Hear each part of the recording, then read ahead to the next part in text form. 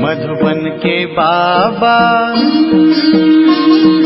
मधुबन के बाबा मुरली वाले, आपका क्या कहना,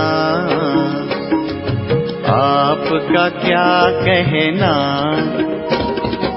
ओम शांति। आज 26 जनवरी 2023। आज का दिन भारतीय इतिहास का बहुत ही महत्वपूर्ण दिवस है, गणतंत्र दिवस 26 जनवरी। तो सभी भाई बहनों को, भारतवासियों को आज के दिन की बहुत बहुत मुबारक हो। तो आज के मधुर महावाक्य सुनते हैं। आज मीठे मीठे बाप दादा बोले, मीठे बच्चे, अमृत वेले के शांत शुद्ध वायुमंडल में तुम देह सहित सब कुछ भूल मुझे याद करो, उस समय याद बहुत अच्छी रहेगी। बाबा कहते, मीठे बच्चे, अमृत वेले के शांत शुद्ध वायुमंडल में तुम देह सहित सब कुछ भूल मुझे याद करो, उस समय याद बहुत अच्छी रहेगी। बाबा ने आज प्रश्न पूछा कि बाप की ताकत प्राप्त करने के लिए तुम बच्चे सबसे अच्छा कर्म कौन सा करते हो? और उत्तर में बाबा समझाते कि सबसे अच्छा कर्म है बाप पर अपना सब कुछ, तन मन धन सहित सब कुछ अर्पण करना है। जब तुम सब कुछ अर्पित करते हो तो बाप तुम्हें रिटर्न में इतनी ताकत देता जिससे तुम सारे विश्व पर सुख शांति का अटल अखंड राज्य कर सको। तो बाबा ने एक और प्रश्न पूछा कि बाप ने कौन सी सेवा बच्चों को सिखलाई है जो कोई मनुष्य नहीं सिखला सकता? तो उत्तर में बाबा समझाते कि रूहानी सेवा। तुम आत्माओं को विकारों की बीमारी से छुड़ाने के लिए ज्ञान का इंजेक्शन लगाते हो। तुम हो रूहानी सोशल वर्कर। मनुष्य जिस्मानी सेवा करते लेकिन ज्ञान इंजेक्शन देकर आत्मा को जागती ज्योत नहीं बना सकते। यह सेवा बाप ही बच्चों को सिखलाते हैं। ओम शांति। भगवान उवाच, यह तो समझाया गया है कि मनुष्य को भगवान कभी भी नहीं कहा जा सकता। यह है मनुष्य सृष्टि और ब्रह्मा विष्णु शंकर है सूक्ष्म वतन में। शिव बाबा बाप, विनाशी शरीर का बाप तो विनाशी है, ये तो सब जानते हैं। पूछा जाता है कि तुम्हारे इस विनाशी शरीर का बाप कौन है और आत्मा का बाप कौन है? आत्मा जानती है में रहते हैं। अभी तुम बच्चों को देह अभिमानी किसने बनाया? देह को रचने वाले ने। अब देही अभिमानी कौन बनाता है? जो आत्माओं का अविनाशी भाव है। अविनाशी माना जिसका आदि मध्य अंत नहीं है। अगर आत्मा का और परमात्मा का आदि मध्य अंत कहें तो फिर रचना का भी सवाल उठ जाए। उनको कहा जाता है अविनाशी आत्मा, अविनाशी परमात्मा। आत्मा का नाम आत्मा है, बरोबर आत्मा अपने को जानती है कि हम आत्मा हैं। मेरी आत्मा को दुखी मत करो, मैं पाप आत्मा हूँ, यह आत्मा कहती है। स्वर्ग में कभी भी यह अक्षर आत्माएं नहीं कहेंगी। इस समय ही आत्मा पतित है जो फिर पावन बनती है।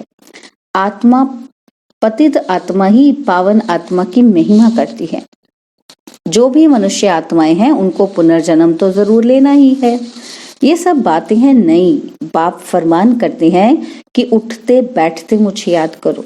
आगे तुम पुजारी थे, शिवाय नमः कहते थे। अब बाप कहते हैं कि तुम पुजारियों ने नमः तो बहुत बारी किया, अब तुमको मालिक पूज्य बनाता हूँ। पूज्य को कभी नमः नहीं करना पड़ता। पुजारी नमः अथवा नमस्ते कहते हैं। नमस्ते का अर्थ ही है नमः करना। कांध थोड़ा नीचे जरूर करेंगे। अब तुम बच्चों को नमः करने की दरकार नहीं। ना लक्ष्मी नारायण नमः, ना विष्णु देवताय नमः, ना शंकर देवताय नमः। ये अक्षर ही पुजारीपन का है। अब तो तुमको सारी सृष्टि का मालिक बनना है, बाप को ही याद करना है। कहते भी हैं कि वह सर्व समर्थ है, कालों का काल, अकाल मूर्त है, सृष्टि का रचयिता है, ज्योतिर्बिंदु स्वरूप है। आगे उनकी बहुत महिमा करते थे, फिर कह देते थे सर्वव्यापी, कुत्ते बिल्ली में भी है तो सभी महिमा खत्म हो जाती। इस समय के सब मनुष्य ही पाप आत्माएं हैं, तो फिर जानवरों की क्या महिमा होगी। मनुष्य की ही सारी बात है। आत्मा कहती है मैं आत्मा हूँ, यह मेरा शरीर है। जैसे आत्मा बिंदु है, वैसे परमपिता परमात्मा भी बिंदु है। वह भी कहते कि मैं पतितों को पावन बनाने साधारण तन में आता हूँ और आकर बच्चों का ओबीडियंट सर्वेंट बन सर्विस करता हूँ। मैं रूहानी सोशल वर्कर हूँ। तुम बच्चों को भी रूहानी सेवा करना सिखलाता हूँ और सब जिस्मानी हद की सेवा करना सिखलाते हैं।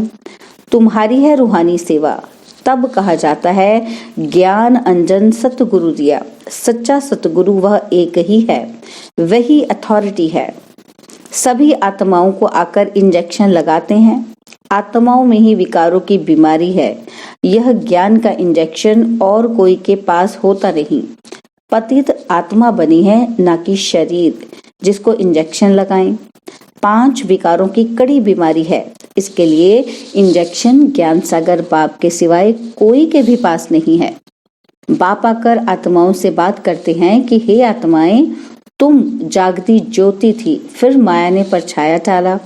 डालते डालते तुमको धुंधकारी बुद्धि बना दिया है। बाकी कोई युधिष्ठिर व धृतराष्ट्र की बात नहीं है, यह रावण की बात है। बाप कहते हैं मैं आता ही हूँ साधारण रीति, मेरे को विरला ही कोई जान सकता है। शिव जयंती अलग है, कृष्ण जयंती अलग। परमपिता परमात्मा शिव को श्री कृष्ण से मिला नहीं सकते। वह निराकार और वह साकार। बाप कहते हैं मैं हूँ निराकार। मेरी महिमा भी गाते हैं कि हे पतित पावन, आकर इस भारत को फिर से सतयुगी दैवी राज्य बनाओ। कोई समय दैवी राजस्थान था, अभी नहीं है, फिर कौन स्थापन करेगा। परमपिता परमात्मा ही ब्रह्मा द्वारा नई दुनिया स्थापन करते हैं। अभी है पतित प्रजा का प्रजा पर राज्य। इनका नाम ही है कब्रिस्तान। माया ने खत्म कर दिया है। अब तुमको देह सहित देह के सब संबंधियों को भूल मुझ बाप को याद करना है। शरीर निर्वाह अर्थ कर्म भी भल करो। जो कुछ समय मिले तो मुझे याद करने का पुरुषार्थ करो। यह एक ही तुमको युक्ति बताते हैं। सबसे जास्ती मेरी याद तुमको अमृत वेले रहेगी, क्योंकि वह शांत शुद्ध समय होता है। उस समय न चोर चोरी करते, ना कोई पाप करते, ना कोई विकार में जाते। सोने के टाइम सब शुरू करते हैं। उसको कहा जाता है घोर तमो प्रधान रात। अब बाप कहते हैं बच्चे, पास्ट इज पास्ट। भक्ति मार्ग का खेल पूरा हुआ। अब तुमको समझाया जाता है कि यह तुम्हारा अंतिम जन्म है। यह प्रश्न उठ नहीं सकता कि सृष्टि की वृद्धि कैसे होगी। वृद्धि तो होती ही रहती है। जो आत्माएं ऊपर हैं उनको नीचे आना ही है। जब सभी आ जाएंगे तब विनाश शुरू होगा। फिर नंबरवार सबको जाना ही है। गाइड सबसे आगे होता है ना। बाप को कहा जाता है लिबरेटर, पतित पावन। पावन दुनिया है ही स्वर्ग। उनको बाप के सिवाय कोई बना ना सके। अब तुम बाप की श्रीमत पर भारत की तन मन धन से सेवा करते हो। गांधी जी चाहते थे परंतु कर ना सके। ड्रामा की भावी ऐसी थी जो पास्ट हुआ। पतित राजाओं का राज्य खत्म होना था तो उनका नाम निशान खत्म हो गया। उनकी प्रॉपर्टी का भी नाम निशान नहीं है। खुद भी समझते थे कि लक्ष्मी नारायण ही स्वर्ग के मालिक थे, परंतु ये कोई नहीं जानते कि उनको ऐसा किसने बनाया।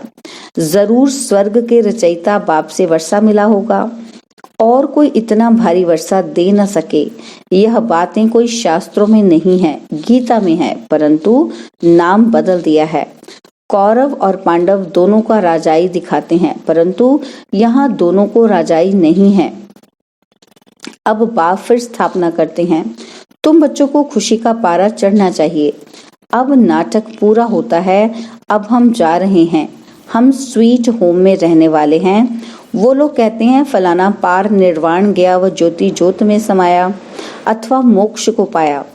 भारतवासियों को स्वर्ग मीठा लगता है, वह कहते हैं स्वर्ग पधारा। बाप समझाते हैं कि मोक्ष तो कोई पाता नहीं, सभी का सद्गति दाता बाप ही है, वह जरूर सबको सुख ही देगा। एक निर्वाण धाम में बैठे और एक दुख भोगे, यह बाप सहन नहीं कर सकते। बाप है पतित पावन, एक है मुक्ति धाम पावन, दूसरा है जीवन मुक्ति धाम पावन। फिर द्वापर के बाद सभी पतित बन जाते हैं, 5 तत्व आदि सब तमो प्रधान बन जाते हैं। फिर बाप आकर पावन बनाते हैं। फिर वहां पतित तत्वों से तुम्हारा शरीर गोरा बनता है, नेचुरल ब्यूटी रहती है, उनमें कशिश रहती है। श्री कृष्ण में कितनी कशिश है, नाम ही है स्वर्ग, तो फिर क्या, परमात्मा की महिमा बहुत करते हैं। अकाल मूर्त फिर उनको ठिक्कर भीतर में ठोक दिया है। बाप को कोई भी जानते नहीं, जब बाप आए तब आकर समझाए। लौकिक बाप भी जब बच्चे रचे तब तो बाप की बायोग्राफी का उनको पता पड़े। बाप के बिगैर बच्चों को बाप की बायोग्राफी का पता कैसे पड़े। अब बाप कहते हैं कि लक्ष्मी नारायण को वरना है तो मेहनत करनी पड़े, जबरदस्त मंजिल है, बहुत भारी आमदनी है। सत्युग में पवित्र प्रवृत्ति मार्ग था, पवित्र राजस्थान था, सो अब अपवित्र हो गया है, सब विकारी बन गए हैं। यह है ही आसुरी दुनिया, बहुत करप्शन लगी हुई है। राजाई में तो ताकत चाहिए, ईश्वरीय ताकत तो है नहीं। प्रजा का प्रजा पर राज्य है। जो दान पुण्य अच्छे कर्म करते हैं उनको राजाई घर में जन्म मिलता है, वह कर्म की ताकत रहती है। अभी तुम तो बहुत ऊंचे कर्म करते हो, तुम अपना सब कुछ तन मन धन शिव बाबा को अर्पण करते हो, तो शिव बाबा को भी बच्चों के सामने सब कुछ अर्पण करना पड़े। तुम उनसे ताकत धारण कर सुख शांति का अखंड अटल राज्य करते हो। प्रजा में तो कुछ भी ताकत नहीं है। ऐसे नहीं कहेंगे कि धन दान दिया तब एमएलए आदि बने। धन दान करने से धनवान घर में जन्म मिलता है, अभी तो राजाई कोई है नहीं। अब बाबा तुमको कितनी ताकत देते हैं। तुम कहते हो कि हम नारायण को वरेंगे, हम मनुष्य से देवता बन रहे हैं। यह है सब नई नई बातें। नारद की बात अभी की है, रामायण आदि भी अभी के हैं। सत्युग त्रेता में कोई शास्त्र होता नहीं, सभी शास्त्रों का अभी से ताल्लुक है। झाड़ को देखेंगे, मठ पंथ सब बाद में आते हैं। मुख्य है ब्राह्मण वर्ण, देवता वर्ण, क्षत्रिय वर्ण। ब्राह्मणों की चोटी मशहूर है। यह ब्राह्मण वर्ण सबसे ऊंचा है, जिसका फिर शास्त्रों में वर्णन नहीं है। विराट रूप में भी ब्राह्मणों को उड़ा दिया है। ड्रामा में ऐसी नूंद है, दुनिया के लोग यह नहीं समझते कि भक्ति से नीचे उतरते हैं। कह देते हैं भक्ति से भगवान मिलता है, बहुत पुकारते हैं, दुख में सिमरन करते हैं, सो तो तुम अनुभवी हो। वहां दुख की बात नहीं, यहाँ सब में क्रोध है, एक दो को गाली देते रहते हैं। अभी तुम शिवाय नमः नहीं कहेंगे। शिव तो तुम्हारा बाप है ना। बाप को सर्वव्यापी कहने से ब्रदरहुड उड़ जाता है। भारत में कहते तो बहुत अच्छा है कि हिंदू चीनी भाई भाई, चीनी मुस्लिम भाई भाई। भाई भाई तो है ना, एक बाप के बच्चे हैं। इस समय तुम जानते हो कि हम एक बाप के बच्चे हैं। यह ब्राह्मणों का सिजरा फिर से स्थापन हो रहा है। इस ब्राह्मण धर्म से देवी देवता धर्म निकलता है, देवी देवता धर्म से क्षत्रिय धर्म, और क्षत्रिय से फिर इस्लामी धर्म निकलेगा। सिजरा है ना, फिर बौद्धि क्रिश्चियन निकलेंगे। ऐसे वृद्धि होते होते इतना बड़ा झाड़ हो गया है। यह है बेहद का सिजरा, और वह तो होता है हद का। यह डिटेल की बातें जिसको धारण नहीं हो सकती, उनके लिए बाप सहज युक्ति बताते हैं कि बाप और वर्षे को याद करो तो स्वर्ग में जरूर आएंगे। बाकी ऊंच पद प्राप्त करना है तो उसके लिए पुरुषार्थ करना है। यह तो तुम बच्चे जानते हो, शिव बाबा भी तुमको समझाते हैं और यह बाबा भी समझाते हैं। वही हमारी तुम्हारी बुद्धि में है। भल हम शास्त्र आदि पढ़े हुए हैं, परंतु जानते हैं कि इन सब से कोई भगवान नहीं मिलता। बाप समझाते हैं कि मीठे मीठे बच्चे शिव बाबा को और वर्षे को याद करते रहो। बाबा आप बहुत मीठे हो, कमाल है आपकी। ऐसे ऐसे महिमा करनी चाहिए बाबा की। तुम बच्चों को ईश्वरीय लॉटरी मिली है। अब मेहनत करनी है ज्ञान और योग की। इसमें जबरदस्त प्राइज मिलती है तो पुरुषार्थ करना चाहिए। अच्छा, मीठे मीठे सिकिलदे बच्चों प्रति माता पिता बाप दादा का याद प्यार और गुड मॉर्निंग। रूहानी बाप की रूहानी बच्चों को नमस्ते। हम रूहानी बच्चों की रूहानी बाप दादाजी को दिलवा जान सिकवा प्रेम से नमस्ते। ओम शांति। प्यारे बाबा, मीठे बाबा, मेरे बाबा, शुक्रिया बाबा, शुक्रिया बाबा, शुक्रिया बाबा। धारणा के लिए मुख्य सार है। पहला पॉइंट है, अब नाटक पूरा हो रहा है, हम अपने स्वीट होम में जा रहे हैं। इस स्मृति से खुशी का पारा सदा चढ़ा रहे। सेकंड पॉइंट है, पास्ट सो पास्ट कर इस अंतिम जन्म में बाप को पवित्रता की मदद करनी है। तन मन धन से भारत को स्वर्ग बनाने की सेवा में लगना है। बाबा ने आज वरदान दिया कि सर्व पुराने खातों को संकल्प और संस्कार रूप से भी समाप्त करने वाले अंतर्मुखी भव। सर्व पुराने खातों को संकल्प और संस्कार रूप से भी समाप्त करने वाले अंतर्मुखी भव। बाप दादा बच्चों के सभी चोपड़े अब साफ देखना चाहते हैं। थोड़ा भी पुराना खाता अर्थात बाह्य मुक्ता का खाता संकल्प व संस्कार रूप में भी रह न जाए। सदा सर्व बंधन मुक्त और योग युक्त इसी को अंतर्मुखी कहा जाता है। इसलिए सेवा खूब करो, लेकिन बाह्यमुखी से अंतर्मुखी बनकर करो। अंतर्मुक्ता की सूरत द्वारा बाप का नाम बाला करो। आत्माएं बाप का बन जाएं, ऐसा प्रसन्न चित्त बनाओ।